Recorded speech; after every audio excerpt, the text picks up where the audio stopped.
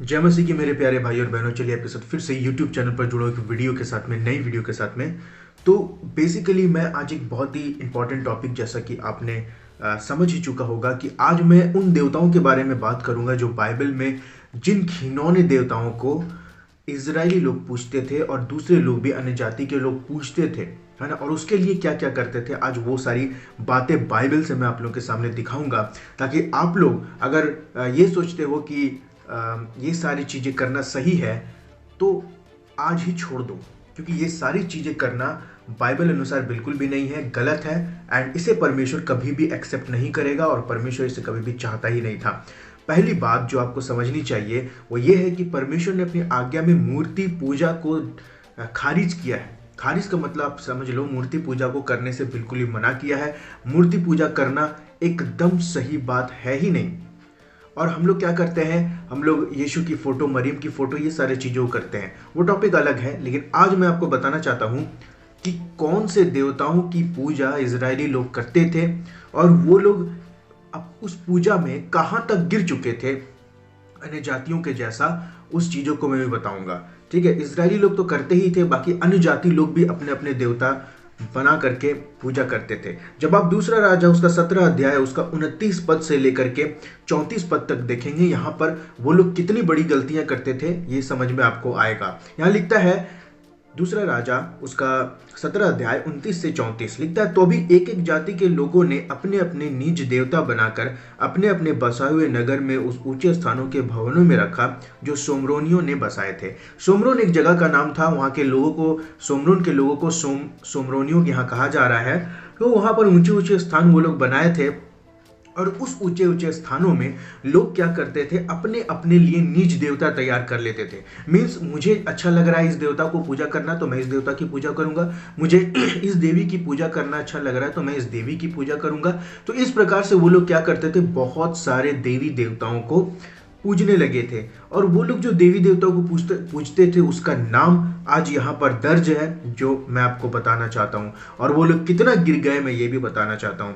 30वां वचन में, बाबेल के मनुष्यों ने तो सुक्कोत नबोत को, कूत के मनुष्यों ने नेरगल को, हमात के मनुष्यों ने अशीमा को और अव्वियों ने निभज और तरताक को स्थापना किया। और सपवमी लोग अपने बेटे को अद्रेमेलेक और अनमेलेक नाम सपवेम के देवताओं के लिए होम करके चढ़ाने लगे। यहाँ पर जिन देवी देवताओं का नाम है मैं सीधे सीधे आप लोगों को बताना चाहता हूँ। नंबर 1 सुक्कोत नबोत, number 2 Nergal, number 3 Ashima, number 4 Nibhaz, number 5 Tartak, number 6 Adrammelech, number 7 Anammelech. ये सब सपवेमी देवता। और देखिए बाबेल का देवता, यानी बाबेल एक जगह का नाम है, वहां का देवता, वो लोग अपना देवता था। कूत का मनुष्य का देवता था नेरगल, हमात के मनुष्य का देवता था अशीमा, अबियों का देवता का नाम था निभज और तरताक। और सपवमी लोग, सपवमी एक जाति था उस समय में, अन्य जाति लोग, वो अपना बेटे लोगों को अद्रेमेलेक और अन्यमेलेक, इन सब सपवेमी देवताओं के आगे होम बलि करके चढ़ा देता था। तो जरा सोचिए मेरे प्यारे भाई और बहनों, ये लोग कितना गिर गया था मूर्ति पूजा में। और मूर्ति जो कि कुछ नहीं है जगत में, उसकी पूजा करने में ये लोग लवलीन हो गए थे। और यहां तक लवलीन थे, इतना ज्यादा पाप में गिर गए थे। मूर्ति पूजा करके इन्होंने पाप तो किया ही, लेकिन ये इतने बड़े पाप में गिर गए कि इन्होंने जीवित परमेश्वर यहोवा को छोड़ करके इन सब देवी देवताओं को, जो उन्होंने निज अपने लिए रेडी किया था कि ये देवी देवता मेरे हिसाब से चलेगा, मैं जो करना चाहूं वो करूंगा, और ये लोग बलिदान करते थे। दूसरी ओर ये लोग क्या करता था, यहोवा परमेश्वर के पीछे भी चलता था और अपना निज देवी देवताओं के पीछे भी चलता था। जब मन करता था यहोवा परमेश्वर, जब मन करता था देवी देवता।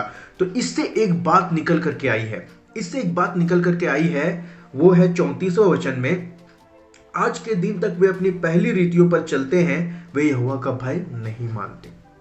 आखिरी जो बात निकल करके आई है वो यहोवा का भय नहीं मानते, यही बात निकल करके आप आ चुकी है यहाँ पर।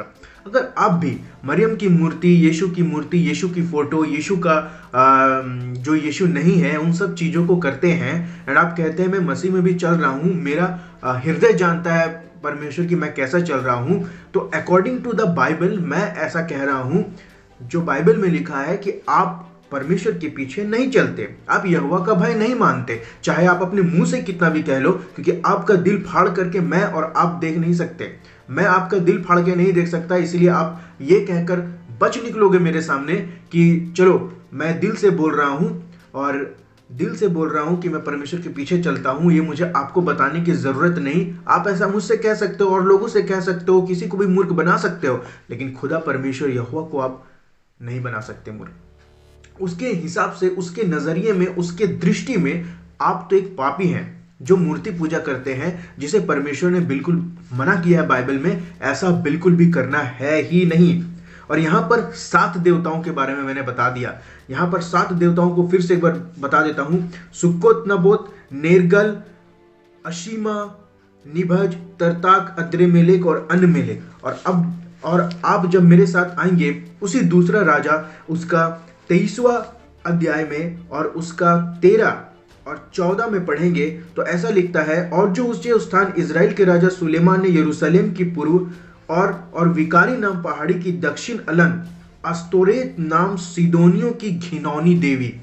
अस्तोरेत ये 8वां नंबर है। अस्तोरेत के बारे में आपने बहुत सारे लोगों की वीडियो में सुना होगा। ये अस्तोरेत नाम की एक सीदोनी का घिनौनी देवी थी। एक सीदोनी लोग अस्तोरेत देवी को मानते थे। और कामोश नाम मोआब का घिनौना देवता, कामोश, इसके बारे में भी आपने सुना होगा।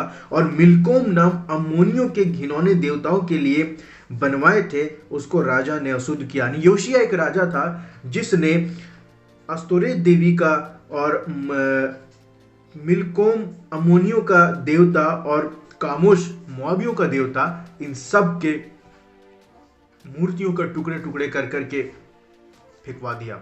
योशिया एक ऐसा राजा था जो परमेश्वर के पीछे चलने वाला था।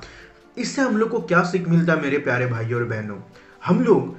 हम परमेश्वर की बात को सुनते हैं, क्योंकि परमेश्वर का वचन तो ये फाइनल कर दिया कि हम सोचते हैं कि हम बाइबल के पीछे भी चल सकते हैं, यीशु की फोटो भी रख सकते हैं, यीशु के सामने कैंडल जला सकते हैं, वो जो यीशु नहीं है क्रॉस के आगे बैठ करके कैंडल जला सकते हैं, लोगों को बता सकते हैं भाई मेरे दिल में मैं क्या है वो मैं जानता हूँ, परमेश्वर जानता है। इस प्रकार से बोल करके आप लोगों को धोखा दे सकते हैं, आप अपने आप को धोखा दे रहे हैं, दे सकते हैं। कोई नई बात नहीं, ये होता चला आ रहा है। लेकिन इसके एवज में परमेश्वर का वचन कहता है वो यहोवा का भय नहीं मानते। आपके अंदर यहोवा का भय बिल्कुल भी नहीं है।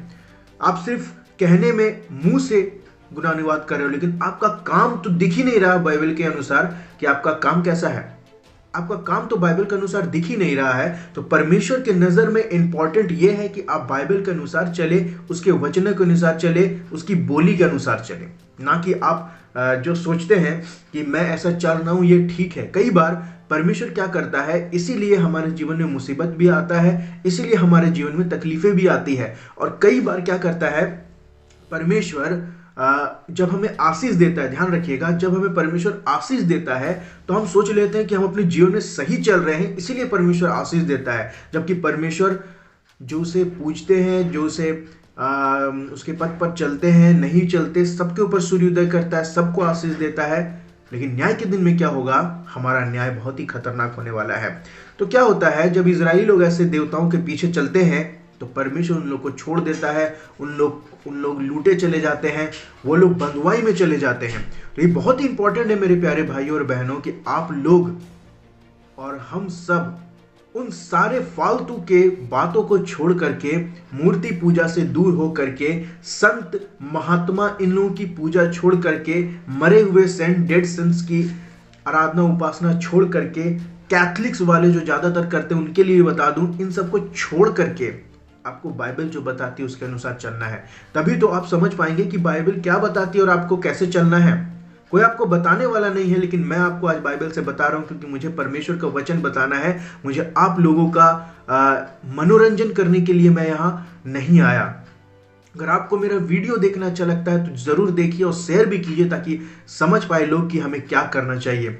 मैं मिलूंगा आपसे दूसरी वीडियो में। यहां पर आपने देख लिया कितने सारी देवी देवता थे जिसका इजरायली लोग और अन्य जाति लोग पूजा बलिदान उसके सामने चढ़ाते, अपने बेटे तक को बलिदान चढ़ा देते थे। और उन सब से परमेश्वर आप लोग को निकलने के लिए बोल रहा है। परमेश्वर कितना प्रेमी है कि इतने चीजों के बाद भी इजरायली लोगों को बार बार नबियों के द्वारा चिताता रहा कि भाई तुम्हें इन सब चीजों से हटना है, तभी तो तुम समझ पाओगे कि जीवित परमेश्वर के पीछे चलने का अर्थ क्या होता है।